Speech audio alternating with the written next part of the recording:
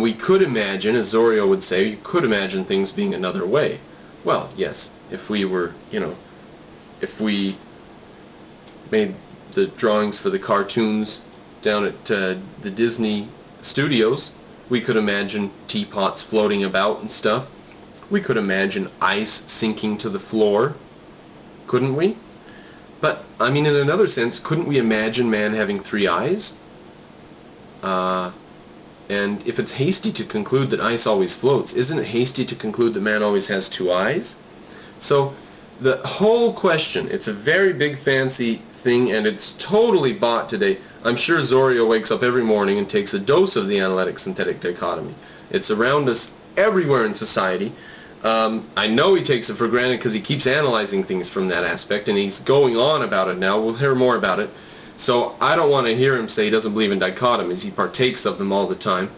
But anyways, this analytic-synthetic dichotomy is just a big fancy mistake, because a concept includes more than its definition. It doesn't include just its definition. Like, they're saying you have to go to the logical meaning of the concept, and you have to deduce from there, and if you can get it from there, that's analytically true. If you can't get it from the meaning of the concept, if you have to go to investigate in the real world, in this world, if you have to go out there and find out about it, then it's synthetically true. So it's analytically true only if it's deducible just from the definition. Now, what's included in a definition? And objectivism says that a definition gets the essentials from a number of instances. That's a concept. So it doesn't exclude everything else about the thing. It just names the essentials about the thing. So for objectivism, this whole analytic-synthetic dichotomy is a really big, strange mistake. It looks normal, it sounds normal until you learn it from the objectivist perspective, and then it's like insanity. It's like if you grow up in Nazi Germany, you take Hitler for granted until you go to America and realize there's freedom and stuff, and then you're like, what insanity was going on? That's how the analytic-synthetic dichotomy looks from objectivist perspective. What the hell are they doing, splitting concepts up like that? How can you get a concept up into 2 sets? How and why and where? And all the reasons are given and stuff, but once you understand what a concept is, that a concept is the essentials, and that doesn't exclude all the other things in the meaning of them. And like I said, we can imagine a man with 3 eyes, and we can imagine ice sinking. But so what? That just means that we can do Disneyland productions. That's all that means. We have an imagination. It has nothing to do with the nature of reality and metaphysics or epistemology or anything. So Zorio and your whole analytic-synthetic dichotomy, just want to let you know before we even get into it, you're out. So what this feeling is, which I think is really just a bad translation, I seem to remember that because the prof I did Kant with knows German, and I seem to remember him saying feeling was a bad translation, and that intuition would be a better one. Now, they say intuition's a better translation than feeling. So the noumenal world makes itself known to you through an intuition of duty, a special feeling. Ayn Rand called it a special feeling. And a better translation of it would be an intuition. So it is just duty made itself known to you through some means beyond reason. You take that home with you if you want. I'm going to leave it at the store. A feeling made itself known to you by some means beyond reason. And Kant wants the whole fricking world to act on this premise. But English translations of Kant use intuition to mean something else. I don't remember what it is now. It's part of his complex system of how we experience the world, and he uses sensibility and intuition. It's very strange. Now, Zorio just gives a little hint there.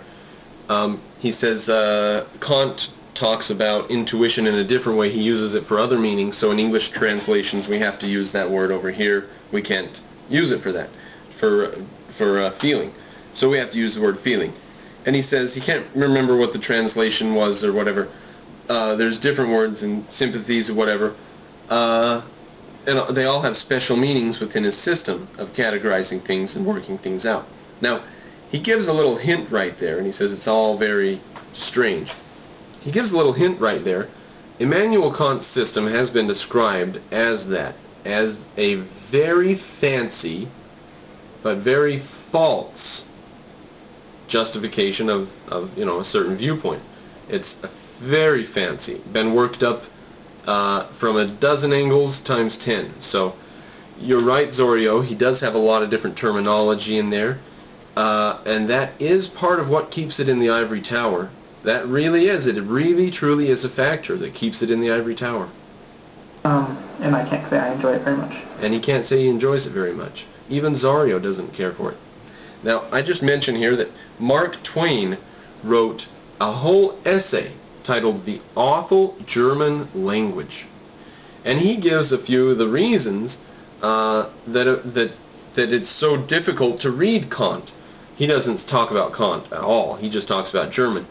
But they have a style of writing in German which is really bad in the ivory tower, where you can have a whole paragraph that's a sentence.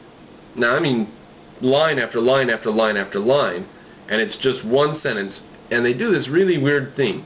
What do they put at the end? The predicate goes at the end? I think the predicate they put at the very end. So, or some other part of it they put at the end. The girl with the umbrella and the long dress who had come from Saxony and blah blah blah, and her mother did this and her father did this and her sisters and brother did this, and they blow your Crow epistemology totally away, and then they say stepped off the train. So we could cut the first three words and the last three words. The girl stepped off the train, and then we could tell this whole frickin' story about her personality or her life or whatever, and they'll put it in there in a sentence. Now, can you imagine what they did with this in the ivory tower talking philosophy? Well, his name was Immanuel Kant. Read him sometime if you want. Mark Twain goes on about how their whole sentence structure is just bizarre and difficult. And it's a good essay. You might read it sometime for a good laugh. Good laugh. But it's more that you don't know concretely that something is the right thing to do, but you don't know concretely something's the right thing to do. In objectivism, we believe that that's directly false. Absolutely false. You do something because you know concretely it's the right thing to do. That's why you do something. So, again, Zorio, objectivism's there when you're ready, bud. Know it in the way that, when we talk about love, well, I know he or she loves me. And he gives a metaphor for love. Ayn Rand talks about love. I believe it's in the Romantic Manifesto. She says philosophers talk about how you can't measure love and stuff like that. And Ayn Rand said you have to. You have to measure it all the time. Not with a ruler, but you have to put things in a hierarchical, you say I love this more than that. All the time you have to judge these things. Daily. So it's not just that they say you can't measure love. So it's not just that you can measure love. It's that you have to measure love all the time. You measure loves and likes and feelings and hates and wants and desires all the time. You measure them. You contrast them with one another and choose the more important one according to your value system. I guess what gets their panties in a bunch is you can't put a ruler next to it, so they think it's not objective. But it's just as objective. I mean, it's real and it has consequences in the universe.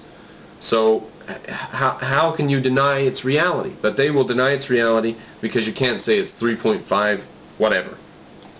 You don't actually know it because you can't get inside their head. But you know it in that it's entirely rational to think that.